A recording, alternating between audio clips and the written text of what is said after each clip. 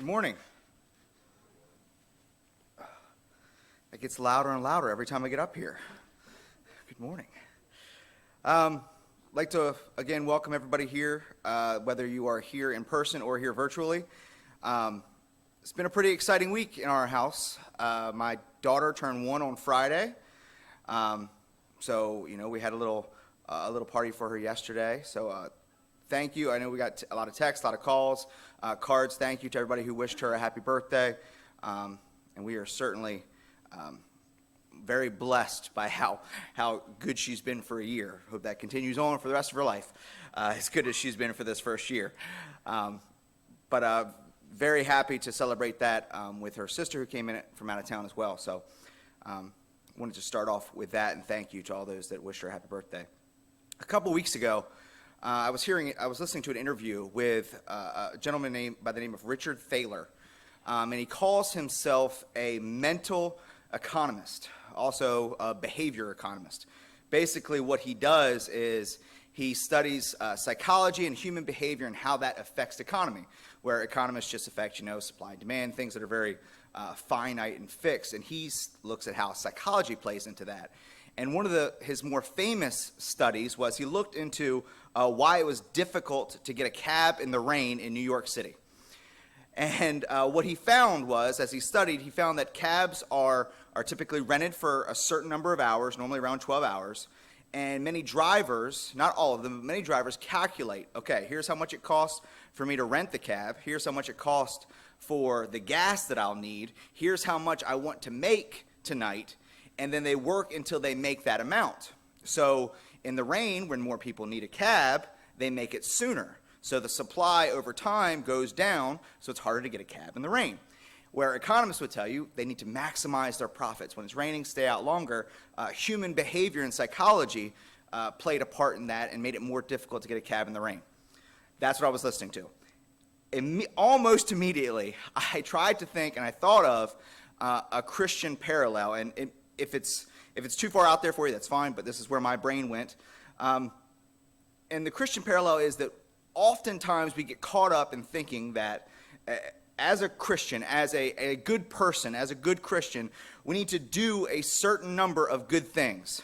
We need to do X, Y, and Z. We have a checklist. We need to make sure that we attend church. We need to make sure that we give each week. We need to make sure that we are kind and generous and so on and so forth. And I thought about the story that was just read of the rich young ruler, where Jesus gives him a checklist of commands, and he says, I've got it. I've done that since I was a youth. And I can almost imagine him responding, all those things I've done, with a smile. And then Jesus asked more of him, because he was in a position to do more. He was in a position where he could have done more. And Jesus asked for more from him, and I feel like more is expected of us than a simple checklist. So let's turn over first to 1 Corinthians chapter 9. We'll be moving around a little bit, but in 1 Corinthians chapter 9. And I actually put this slide up. Isn't that a good little picture there of somebody catching a cab in the rain?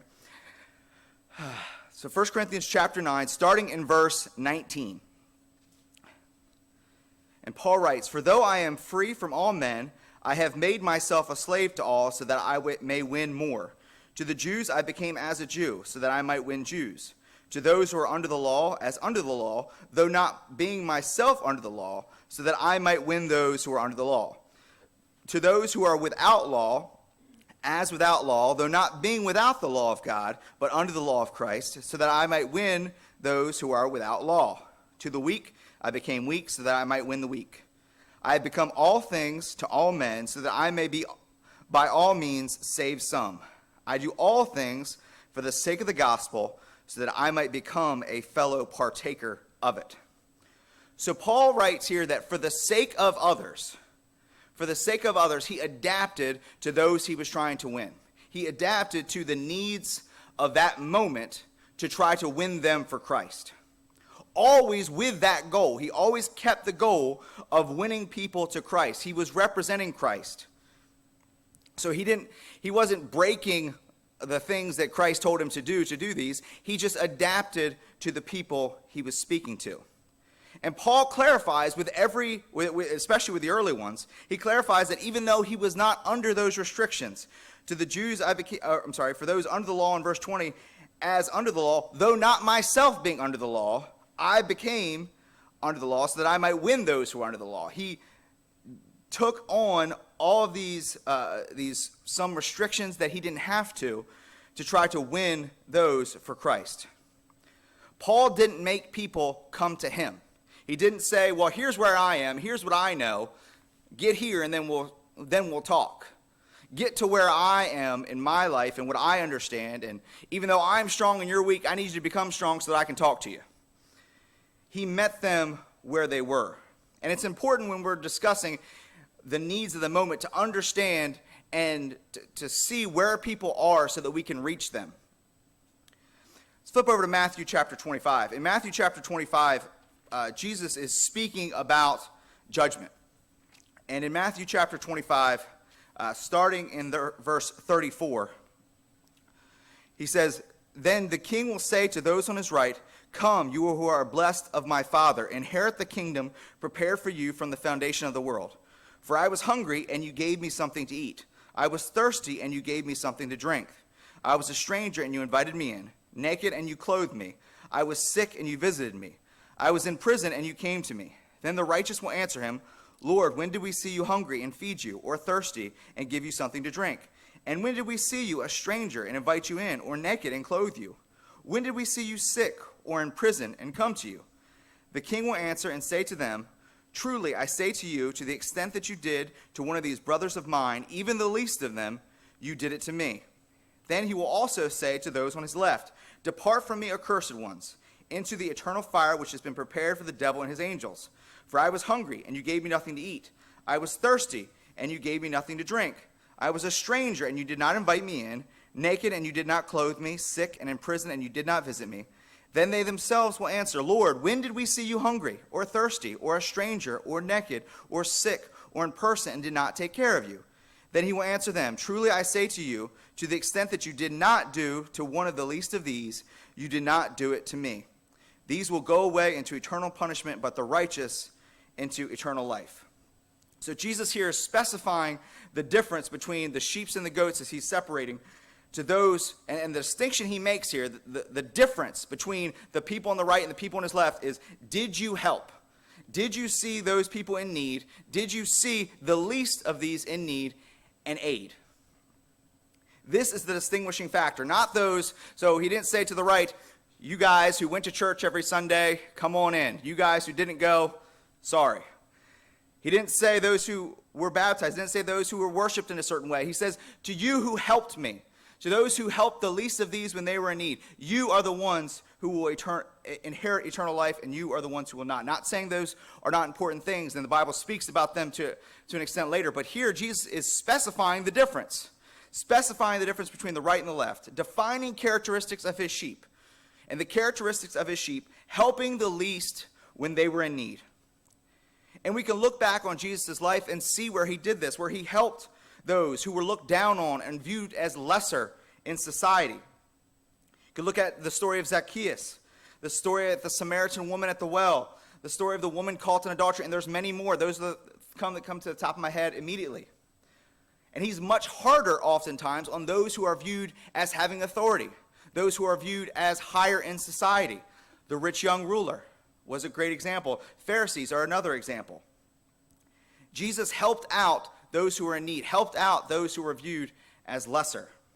He was a champion for the oppressed.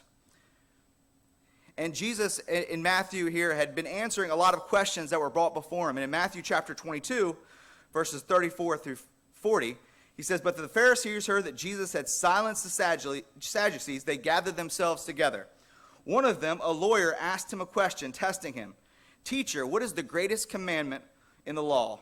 And he said to him, 'You shall love the Lord your God with all your heart and with all your soul and with all your mind. This is the great and foremost commandment. The second is like it. You shall love your neighbor as yourself. On these two commandments depends the whole law of the prophets.'" Mark writes the whole law, and Jesus says the whole law hangs on these two. Love God, love your neighbor. When we love, when we truly have love for others and for God, we desire to help when there's a need. Just yesterday, after Maya's party, she got stung by a bee. And it was a very traumatic experience, especially if you know my wife and her relationship with bees. It's not a good relationship. She hates them. And when Maya was stung, there was nothing I wanted to do more than to jump into action. I held her, tried to comfort her, did everything I could, tried to hold her hand so they could get the stinger out, put baking soda in it. When we love, when we have a true, powerful love for people, and there's a need, we jump to action. We go right to a quick, decisive aid when trouble arises. We don't have to wait and think about it. We just do. We just help. So when Jesus says that all of the law hangs on this, loving God and loving your neighbor, when we see a need, we need to take quick, decisive aid. We need to help as quick as possible. And oftentimes, I'm making a generality here, so if it doesn't apply to you or anybody you know, that's fine. But I'm afraid that we often get focused solely on the spiritual, which is the priority. But we're called to care for physical needs. In fact, Jesus just made that distinction with the sheep and the goats, that when we see those who are hungry, thirsty, naked, sick, or in prison, we need to help them. And James talks about it as well in James chapter 2. In James chapter 2, starting in verse 14, he writes, "What use is it, my brethren, if someone says he has faith but he has no works? Can that faith save him? If a brother or sister is without clothing and in need of daily food, and one of you says to them, 'Go in peace, be warm and be filled,' and yet do you not give them what is necessary for their body, what use is that? Even so, faith, if it has no works, is dead, being by itself." James had just spoken earlier in this chapter about against partiality for the rich, or what the world views as preferable, and even personal feelings of favoritism. He had spoken out against those early in this chapter. And then he tells us, right before this section, to remember that we're all transgressors, and to be understanding and to love our neighbor. So again, he ties in this love to the action of helping those who are in need. And in verse 13, he wrote, "For judgment will be merciful to those who have shown for judgment will be merciless to those who have shown no mercy. Mercy triumphs over judgment." So he tells us to have mercy on those that we see in need or are looked down upon. You see, our love requires action. Our love requires us to step in when we feel a need. It's not enough to wish people well, to be warm and filled. And as Christ's ambassadors, as Christ's hands and feet, we need to care for people's needs. And those needs are ever present but ever changing. If you look at the situation we're in right now, I pulled some statistics this week. Unemployment in Delaware is over 15%. The last homeless count had it at 1,000 people, with a quarter of those being kids. There are segments of our society that feel marginalized and oppressed. Those needs are ever changing. Right now, in the midst of a pandemic which has cost so many people's jobs and lives, it's not enough to wish people well. It's not enough to see the need and not step in. We can't just ask, well, what did you do to warrant the position you're in? Or just pick yourself up by your bootstraps and work harder. Not only are these statements disingenuous, they're antithetical. That's the word. I know that word, I just can't say it very well. Antithetical to Christ's teachings. They are against Christ's teachings. There's a common saying, and I've heard it a lot throughout my entire life, especially recently, that the world needs more Jesus. And that is absolutely correct. That is so true. But when we say a phrase like that, it's too easy to point at other people. Well, the world needs more Jesus. And I think there's a different way of looking at it that we should really adopt, and that is the world needs Christians to be more like Christ. The world needs Christians to be Christ in the world. Because when we are, the world will get more Jesus, because we are being Jesus to the world. We are being the light that he's called us to be. We are being the salt that he has called us to be. We can't just look outward. We need to be reflective and introspective and understand what are our actions doing to create more Jesus in the world, to create more followers of Jesus, to help the world get more Jesus. The needs of this moment are high. Or as the analogy we made in the beginning, it's raining in New York City. Right now, it is raining across the world. Are we going to do our good? Are we going to say, okay, I'm going to do my checklist. I'm going to do these certain things. And that's going to be enough because I'm a good Christian, so I follow the checklist just like the rich young ruler did. And we're going to tell the world, good luck. Or are we going to rise to the needs of the moment? Are we going to see those needs that are out there that are growing and try to step in and help? The world needs us, and it needs us to act as Christ would. The world needs Jesus, and the world needs Christians to act like Christ.